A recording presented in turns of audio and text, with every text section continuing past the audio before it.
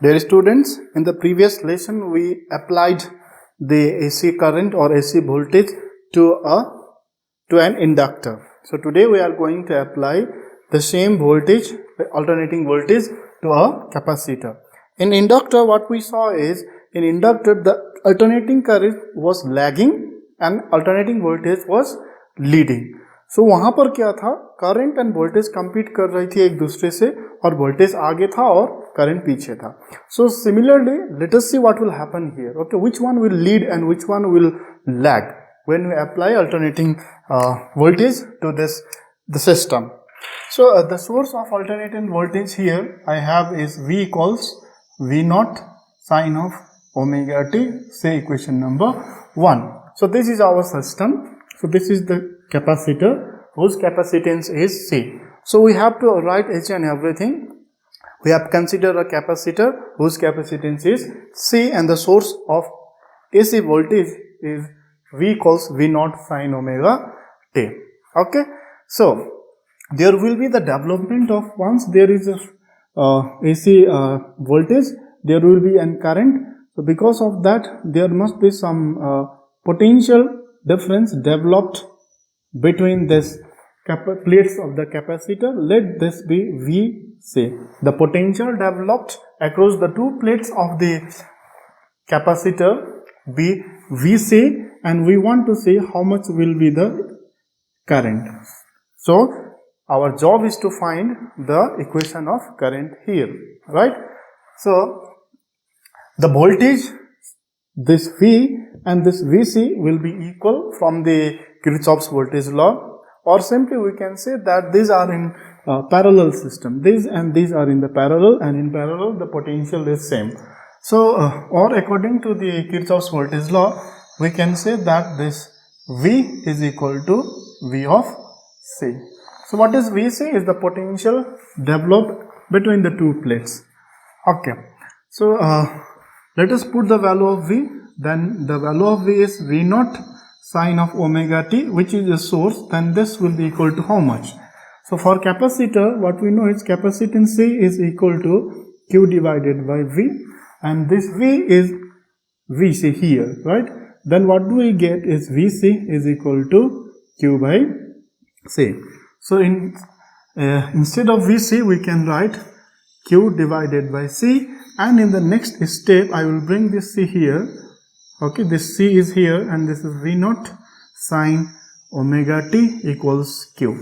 Although we have not get the equation of current so far, but what we know is the current I is equal to dq divided by dt. So we have got dq here. So if we differentiate this equation with respect to time both sides, then we can get the equation of current. So differentiating this equation with respect to time both sides, we get this is ddt of C V naught sine omega t, okay, will be equal to ddt of what? It should be Q, right?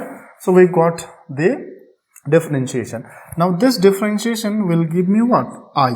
So this is I equals then C V naught ddt of what? Sine omega t.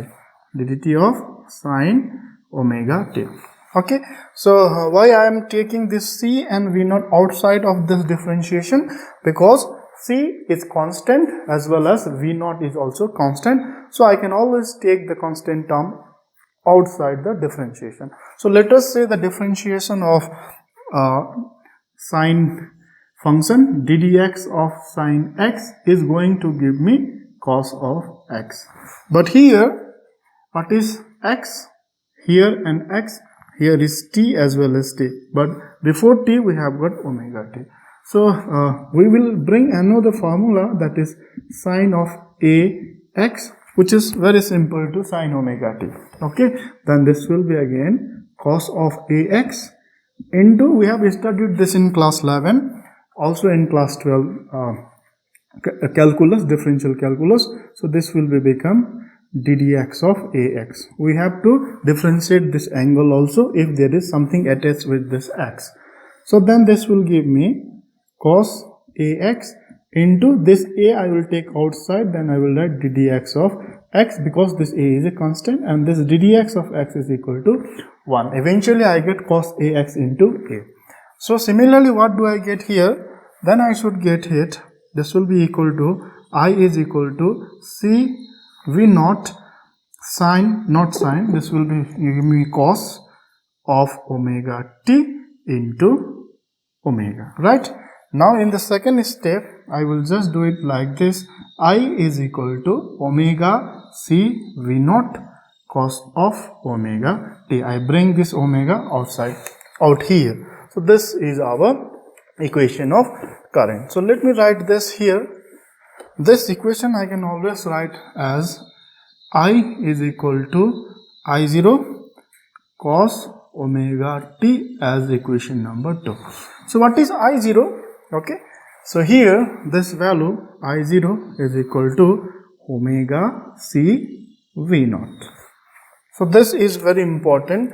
This I0 equal to omega c v naught has got very important significance in this circuit. So this I will explain it later. Therefore, I will write this as I naught is equal to c omega v naught, which I will explain this at the end of this lesson. So I got everything. So let us see the equation of current and the voltage. In equation of voltage, we have got sine function, and in equation of current, we have got cos function, isn't it? So I want to have the same kind of function in current and the voltage.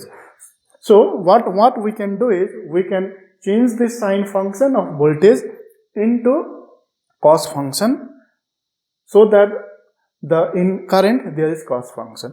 Another way is to convert this cos function of current into sine function, so that in voltage we get sine function. So let me convert this cos function into sine function for the current. So if I do so, then there is one formula which is sine formula. Okay, sine 90 minus theta will be giving me cos of theta, and sine again 90 plus theta will be giving me cos of theta. Okay, in the previous lesson we convert with this formula, okay, and here I will convert using this formula. Okay, so since I'm using cos theta in both the cases, and the formula are different, one in sine 90 minus theta, other is 90 plus theta. So which formula I should use? I should use this formula here, sine 90 plus theta in this case. And the contradiction is that why I am not using this one, why I cannot use this one, why I should not use this formula, is because that if you see here, this is omega t and this omega t is positive, isn't it? And if you see this theta, which is actually the angle, here is negative, but here is positive. Now in this formula, here I have got positive, here is also positive. That is the reason why I am going to use this one. Okay, so I will not use this one. So using this, what I can do is then, therefore I will write I will be equal to I0, there is sine 90 is pi by 2 plus of theta is my omega t. Okay, so this is my equation of current. Okay, I will change this little bit here. So to change it, what I do is I will write I is equal to I0, there is sine within bracket. I will write this omega t first, and later I will write pi by 2. This is equation number 3. Okay, now we got the equation of current as well as the equation of voltage in terms of the same function, that is sine and sine. Now let us see the phase angle. In voltage the phase angle is omega t, whereas in current the phase angle is omega t plus pi by 2. It means that there is a phase difference between current and the voltage when AC voltage or AC current is passed through any capacitor. Okay, so phase difference is there. How much is the phase difference? Phase difference is pi by 2. So this is important point. I should write it here. Okay, you can write it in the notes properly. There is phase difference. That phase difference is denoted by delta or phi between which values? V Ni of pi by 2. The phase angle, the phase difference is pi by 2. Now looking at the equation, can we say it means that voltage और current के बीच में अब क्या हो रहा है, competition हो रहा है, ठीक है ना। कहा है कि इसमें वोल्टेज और करंट के बीच में कंपटीशन चल रहा है, तो इसमें ये होगा कि कौन क्वांटिटी आगे जाएगी, करंट जाएगी या फिर वोल्टेज जाएगी। सो हमको ये बताना है इस इक्वेशन को देख करके ससुरे कौन सा क्वांटिटी आगे जा रहा है। तो if you see here there is omega t in voltage and in current, we have omega t plus pi by 2 which is more, omega t plus pi by 2 is more और omega t is more. Omega t plus pi by 2 is more because I am adding something. Where? In the current. What does it mean? It means that current is leading and voltage is lagging. Current आगे है, voltage पीछे है. Okay? So इसमें लिख सकते हैं current is leading voltage by pi by 2. और इसी को हम क्या लिख सकते हैं, वोल्टेज क्या कर रहा है, voltage is lagging current by pi by 2. Okay, current आगे है वोल्टेज से, वो भी कह सकते हैं, और वोल्टेज पीछे है करंट से, ये भी कह सकते हैं, बोथ आर सेम. इसको कैसे याद करें physically, how can we understand this physically. Example, if I have this capacitor, okay, connected with a battery, and the first what happens is there will be accumulation of charges, isn't it? First the charges will be accumulated, that is first there will be current. Once there is accumulation of charge, then there will be development of voltage. Okay, so that is why the current is ahead when we pass AC current to capacitor. ठीक है ना, क्यों? क्योंकि पहले charge जाएगी, accumulate होगा तो current बनेगी, करंट के बाद में वोल्टेज डेवलप होगा. तो अगर यहाँ से समझ लिया तो आपको पता चल जाएगा कि कैपेसिटर में क्या होगा, चार्ज जाएगी, चार्ज का मतलब current, so after that voltage, that is current is ahead, current leads in capacitor, whereas in inductor just opposite, current lags, voltage leads in inductor. So this is how simple to remember. Okay, so phase angle is pi by 2. So now let us represent this in the form of graph. Okay, graph में इसको हम represent करते हैं, और ये हो गया omega T, और ये एक्सिस क्या होगा बेटा, ये एक्सिस v भी हो सकता है, i भी हो सकता है, ये क्या है, v भी हो सकता है, i भी, और ये हो गया 0. First let me represent the voltage first.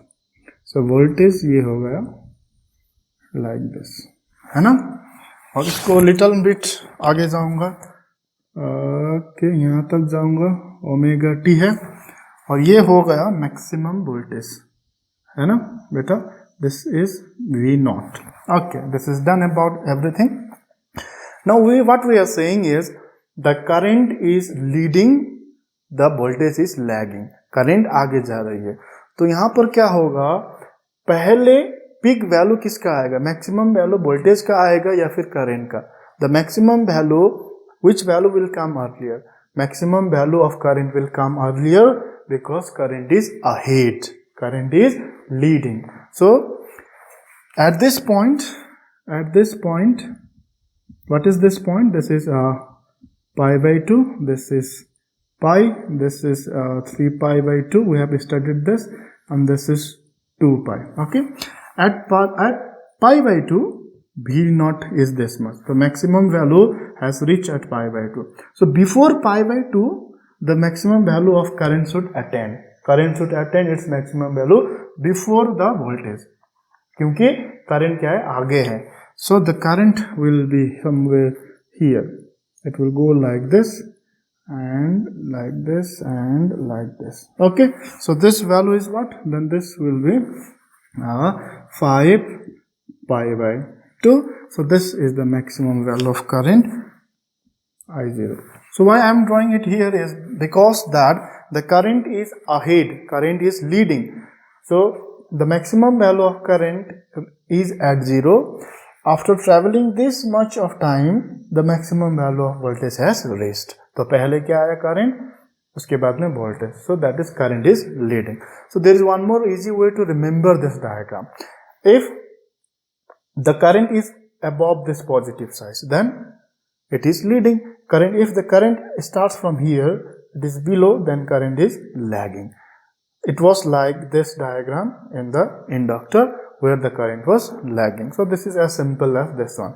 Okay. So let me go to the power. First we are going to calculate instantaneous power. Every time we have to calculate the power for these kinds of circuit. The formula of power is equal to VI. So which is equal to V is equal to V0 sine of omega t, and into what is the value of I? I is I0 cos omega t. Okay, so there are two values of current, that is equation 2 and equation 3. You can always use this one also, but this one is going to be easier one to use in power formula. So this will be giving us what? This is V0 into I0, then there is sine omega t multiplied with cos omega t. So I want to convert this into some good formula. So the formula that I am going to use it, we have been using this for so many times. That formula is sine 2a. Sine 2a is equal to 2 sine a 2 sine a cos a. This is the formula, and I will bring this to here from this side. So then sine a cos a will be equal to sine 2a by 2. So this formula is same as this one. So using this, what we can write is this power is equal to V0 I0 sine omega t cos omega t can be written as sine is there, 2a is my omega t divided by 2. So this is the formula of power. Which formula is this?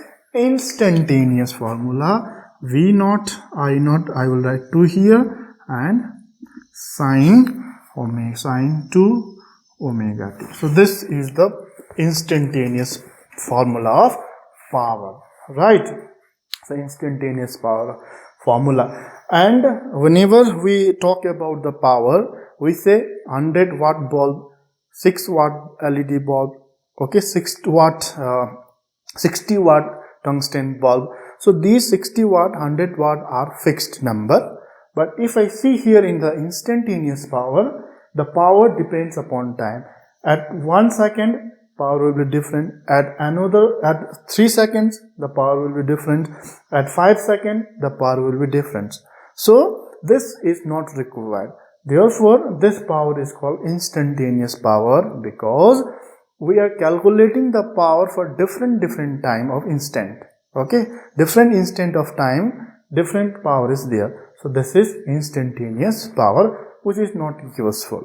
So the useful power is the average power.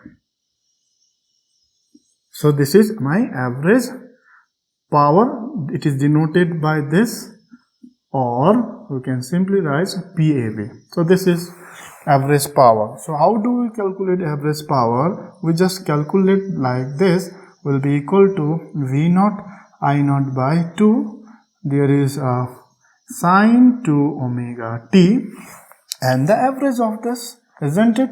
But if I see here in this equation, there is one very interesting thing, that is, one is V0 I0 divided by 2. What are they? They are constant. V0 is constant, I0 is constant, 2 is also constant. So we do not need to take the average value of all constant. Okay, can I take the average of 2? I cannot take. So I will not take the average value of this, because all are constant. So I will take this. Okay, so the average value of sine 2 omega t, as we are studying, will give me directly 0.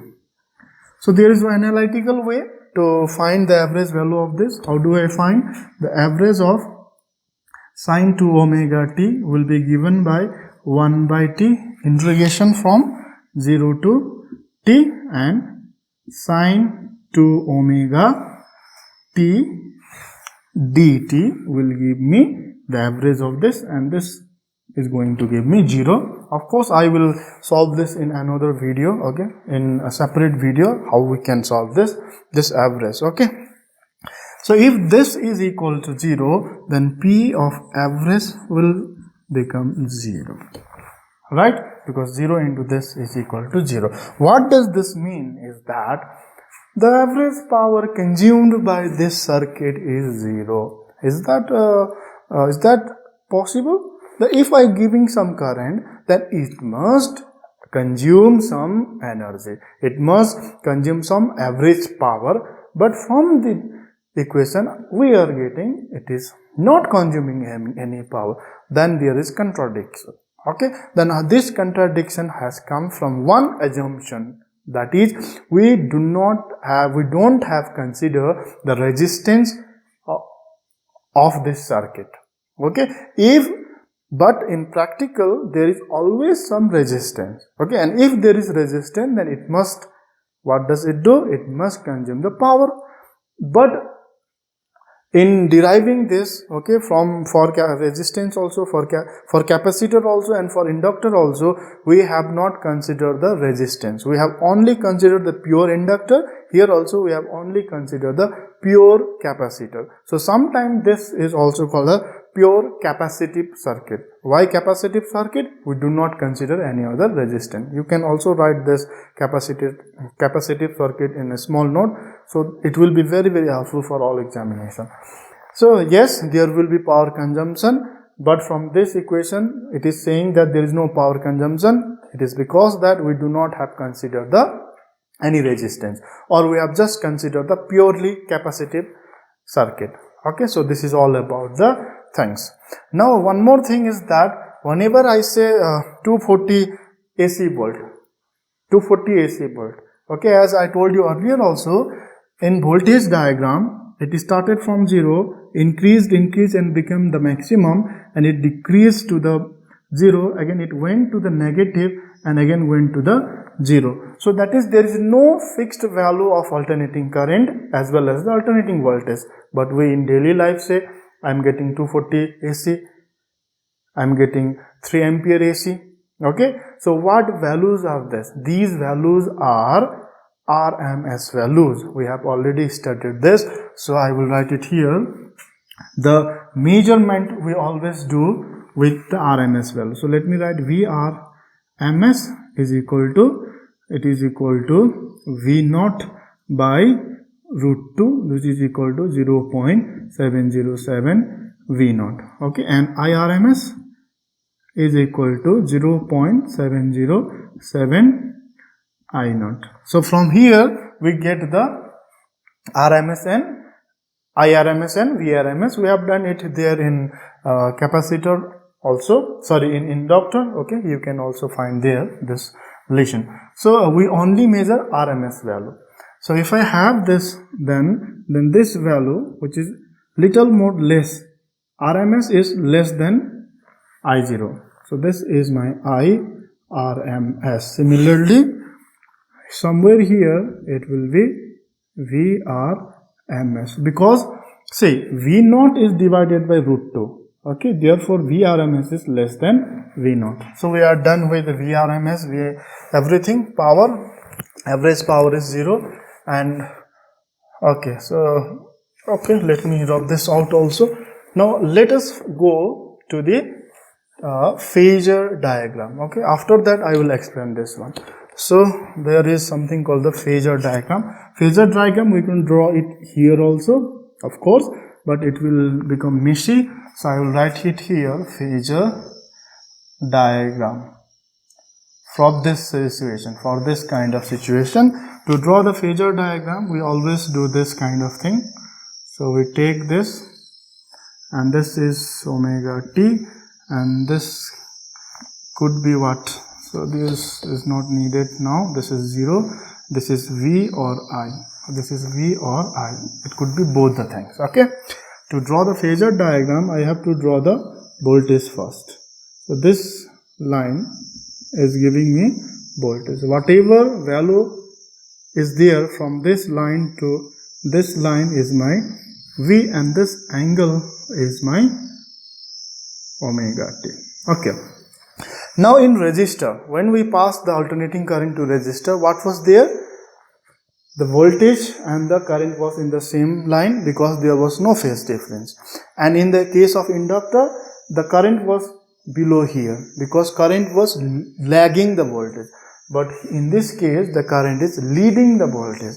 Okay, here current is above, that is leading, so the current will be somewhere here. This is the current. Okay, so this is the current I, and this value, whatever value is there, this value, this much value will be giving me the value of current. And what is the phase angle between voltage and the current? So this is voltage and this is current.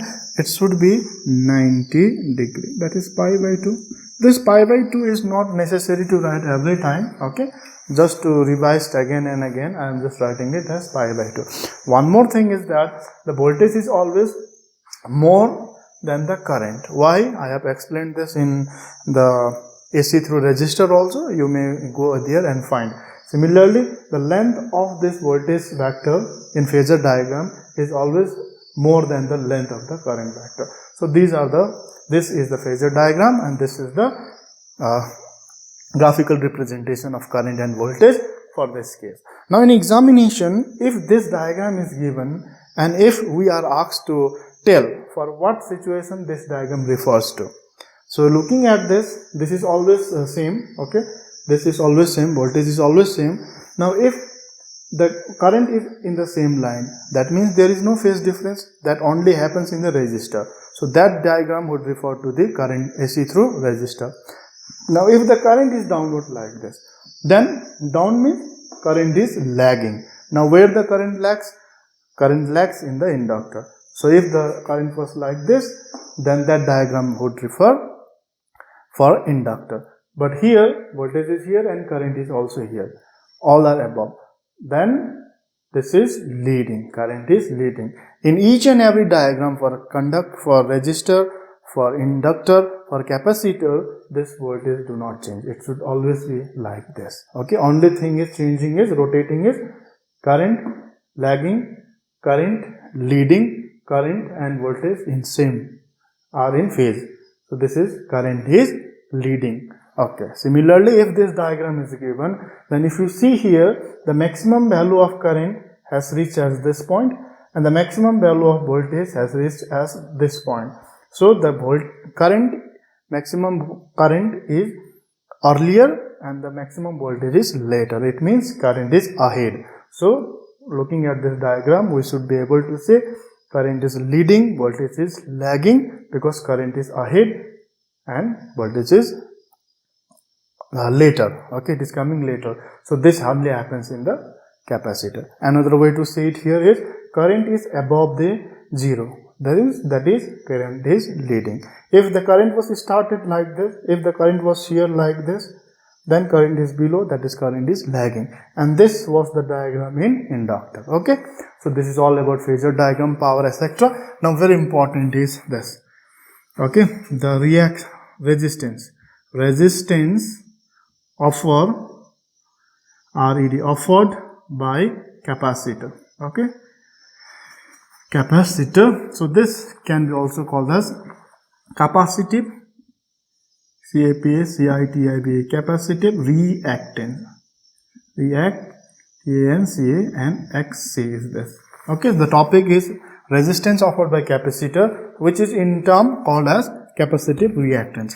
So what is resistance? So we know the resistance, we know the V is equal to IR. From this what do we get is R is equal to V by I, always, isn't it? The resistance is always V divided by I, and we do it from this equation. Now we have this I0 is equal to what is there, C omega V0. Okay, then if I do cross multiplication, I0 is there divided by, I will bring this V0 downward, will be equal to C of omega. Now I will do the multiplicative inverse because I want to find the resistance, and in the formula of resistance V divided by I is there. So I will take this as V naught by I naught, then it will become 1 by C omega. So this V naught by I naught here, this V naught by I naught is my capacitive reactance XC is equal to 1 by omega C. C omega or omega C are same. So this is very important. So this is the resistance offered by capacitor, which is called capacitive inductance. Now what are the significance of capacitive inductance? Capacitive reactance significance. Now next is significance of XC. So this video is has become quite lengthy, but I had to do it in the one single lesson, so this has become a bit longer one, and I am completing each and everything of this. Okay, so it is of course a lengthy one. So significance of XC. Now for AC, okay, for AC, what is there? Omega is large. Okay, alternating current will travel like this, which means there is some frequency, and for alternating current the frequency is large. Okay, now what does it do is, I have this XC is equal to 1 by omega C, isn't it? Now if omega is large, then XC will become what? Small for AC. So this XC will become small, right? If this is large, inversely relation, then XC will become small for AC. If the XC is small, what does it mean is that the resistance offered by capacitor is small. It means that the AC can easily pass through the capacitor. AC can easily pass through the capacitor. So that is, AC passes easily through capacitor. Okay, but in inductor what was happening? In inductor the AC was not easily passing through inductor, but in capacitor AC will pass very easily. Now next is for DC. Okay, so let me do it here in a small space. Now for DC, omega is equal to 0, isn't it? Because DC is direct current, its magnitude do not change. It will not go like this, it will go like a straight line. Okay, that is omega is equal to 0. There is no omega in direct current, so that is omega will be 0. Then what will happen? This XC is equal to 1 by omega C. Now if this is very small, then this will become very large, isn't it? Omega is 0. If it is very small, then XC will become large. What for? DC. If XC is large, then it blocks the DC. Why it blocks the DC? XC is large, because XC is the resistance offered by capacitor. So whenever we supply direct current to the capacitor, there is no omega. If there is very less omega, the XC, that is resistance offered by capacitor, will become large. If the resistance is large, then DC will not flow easily. So it blocks the flow of direct current, but it will allow the flow of AC. Okay, just opposite to that of inductor. With this we end this topic also. Now in the next lesson I will prove this one. Okay, how we can prove this is equal to 0, and after that we combine resistor, we combine capacitor, we combine inductor all together, and we'll apply this alternating voltage. Then we'll see what will going to happen. With this we end this topic. Thank you.